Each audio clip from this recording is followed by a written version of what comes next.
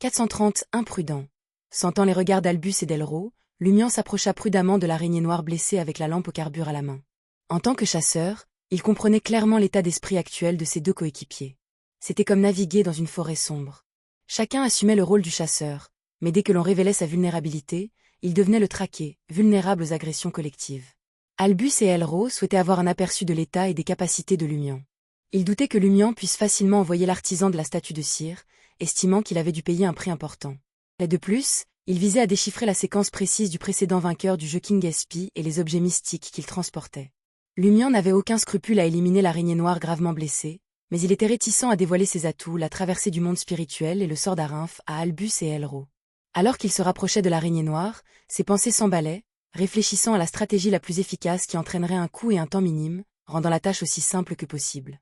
Le regard de Lumian balaya le côté déchiré de l'araignée noire, qui restait piégée dans la salle comme ses parents, du sang rouge foncé suintant.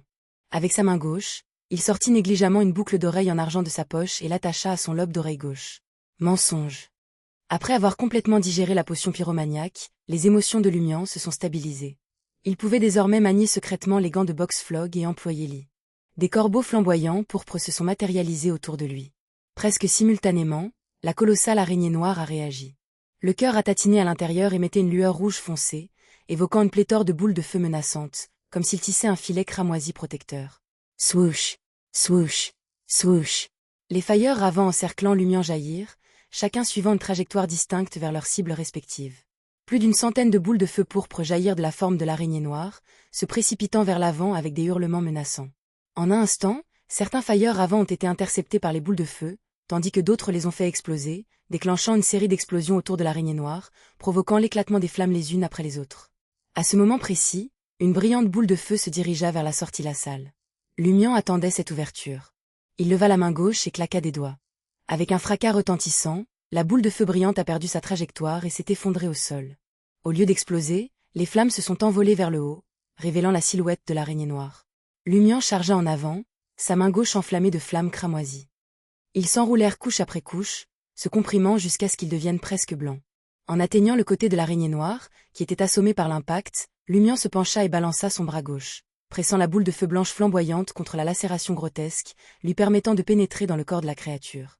Au milieu du battement frénétique de ses membres, l'araignée noire réussit à peine à se retourner. Lumian avait déjà profité de l'instant pour se pencher en arrière et rouler, augmentant ainsi la distance qui les séparait. Sa forme s'est matérialisée à côté de la mer cramoisie créée par les corbeaux de feu et la boule de feu, s'éloignant de l'aura violente de la créature. Boum! La boule de feu chauffée à blanc a explosé dans le corps de l'araignée noire. L'incinération n'était peut-être pas visuellement apparente, mais l'expansion rapide du gaz a entièrement déchiré la créature billondée, éjectant sa coquille chitineuse avec sa chair.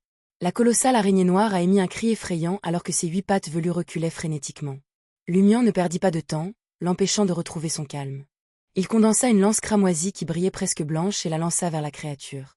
La lance enflammée s'est envolée dans les airs, perçant la blessure béante et clouant l'araignée noire géante au sol.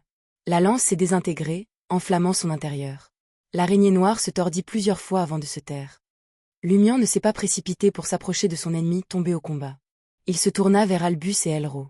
Avec un sourire, il ôta Lee et dit « C'est réglé ». Pendant qu'il parlait, il invoqua des dizaines de corbeaux de feu cramoisis et les envoya fondre vers l'araignée noire apparemment sans vie. Boum! L'araignée noire bondit une fois de plus, s'autodétruisant. Il faisait semblant d'être mort. Malheureusement, Lumian avait gardé ses distances et n'était pas tombé dans le piège. Il n'a sacrifié qu'une douzaine de failleurs ravants. Les corbeaux de feu cramoisis restants ont envahi le corps meurtri de l'araignée noire, lui redonnant la paix. En voyant cela, Albus hocha lentement la tête et admit à contre-cœur. Pas mal. Elro observa pensivement, n'offrant aucune réponse immédiate à la proclamation de Lumian. Lumian se tourna vers l'araignée noire immobile, attendant qu'une lumière noire de fer émerge de son corps avant de s'approcher. Après avoir évalué l'état de l'araignée noire, il a décidé d'exploiter son état gravement blessé.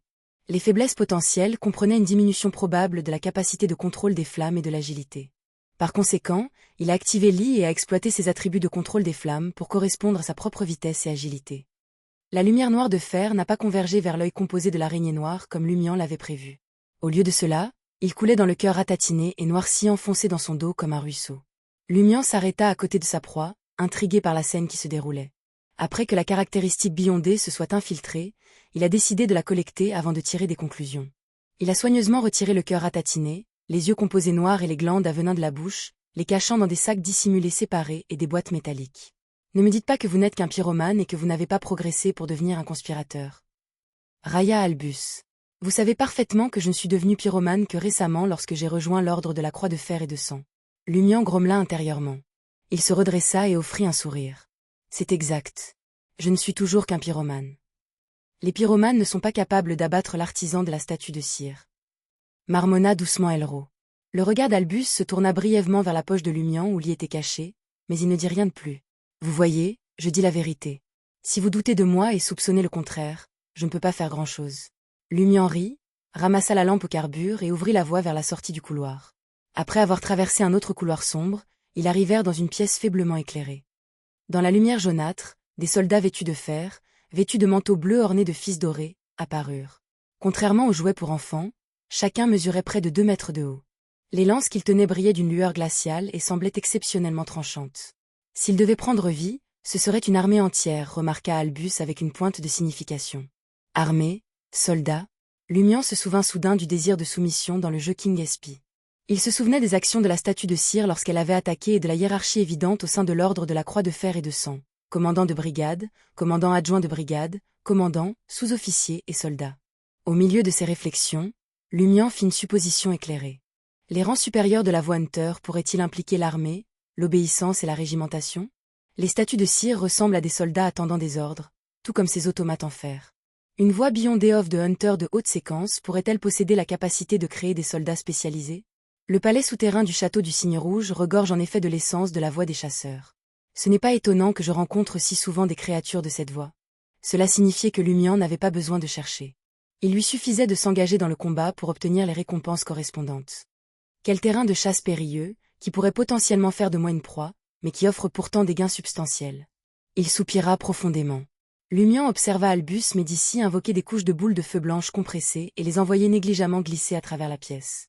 Les boules de feu n'ont pas explosé. Ils planaient silencieusement au-dessus du sol, s'appuyant sur les épaules et les chapeaux des soldats de fer. Après que le trio ait quitté la pièce, Albus transféra la lampe au carbure dans sa main gauche, leva sa paume droite et claqua des doigts, imitant Lumian. Grondement. Gronder. Gronder. Dans la pièce derrière eux, les boules de feu chauffées à blanc s'enflammèrent les unes après les autres, s'enflammant mutuellement et faisant légèrement trembler le sol. Explosion retardée. Une des capacités du pyromane, explosion retardée. Malgré le fait que les soldats de fer dans la pièce étaient construits en métal, ils ont perdu leurs membres ou leurs composants internes sous la formidable onde de choc. Certains ont même été ensevelis sous des briques de pierre à cause de l'effondrement du mur. Remarquant le regard de Lumian, Albus arborait un sourire satisfait. Pour éliminer les menaces cachées, tout comme la façon dont vous avez manipulé ces statues de cire. Je pensais que tu n'oserais pas, répondit Lumian avec un sourire. En étant témoin des actions d'Albus, Lumian a discerné ses intentions. Il fut surpris que le palais souterrain du château du Cygne Rouge semble posséder une forme de mécanisme d'autodéfense. Quelle que soit la puissance des explosions ou des flammes, leurs effets étaient confinés à une seule pièce, évitant ainsi tout débordement. En effet, sans de telles mesures de protection, le château du Cygne Rouge se serait probablement effondré depuis longtemps, étant donné les monstres rampants qui y vivaient. Lumian observa un autre couloir descendant devant lui. Au terminus du couloir se dressaient 2 lourdes portes en fer, la surface sombre marbrée de grandes taches rouges, comme si quelqu'un les avait éclaboussées de sang. Elle reprit une profonde inspiration et devança Lumian et Albus. Elle atteint la porte, posa soigneusement la lampe au carbure, tendit les mains, se pencha en avant et exerça une force. Au milieu d'un bruit de grincement, la porte noire de fer s'ouvrit lentement. Les paupières de Lumian se contractèrent lorsqu'il aperçut une vaste étendue de bougies. Le cercueil en bronze de son cauchemar se reflétait clairement dans sa vision. À ce moment-là, près d'un tiers des bougies blanches entourant le cercueil avaient été éteintes, tandis qu'une partie substantielle brûlait encore vivement. À la lueur vacillante des bougies, la porte s'ouvrit en grinçant. Lumian a rapidement étudié la zone mais n'a trouvé aucun autre individu présent. Les 3 chasseurs sont restés bloqués près de la porte pendant plus de 10 secondes. Finalement, Albus Médici tourna la tête et demanda d'un ton moqueur. « Pourquoi n'entrez-vous pas? Pourquoi as-tu arrêté aussi ?» Elro et Norn s'enquit au lieu de répondre. « Nous attendons que vous preniez les devants, » répondit Lumian avec un sourire désinvolte. Cette salle regorgeait de dangers et cachait de profonds secrets. Naturellement, il voulait que les autres explorent le chemin en premier. Lumian réalisa qu'il n'était pas le seul à penser cela. Albus et Elro partageaient des sentiments similaires. Albus retira son regard et laissa échapper un léger rire. « Puisque vous êtes tous des lâches, je vais devoir le faire moi-même. » Sur ce, il tomba brusquement sur un genou et posa ses mains sur le sol. Silencieusement, 2 serpents de feu cramoisis se précipitèrent vers le cercueil de bronze. Hé! Les yeux de Lumian se plissèrent. Il n'avait pas prévu qu'Albus agirait de manière aussi imprudente. Agresser l'élément le plus problématique sans mener aucune enquête? L'expression d'Elro se figea alors qu'elle tendait instinctivement sa main droite, comme pour tenter d'arrêter Albus.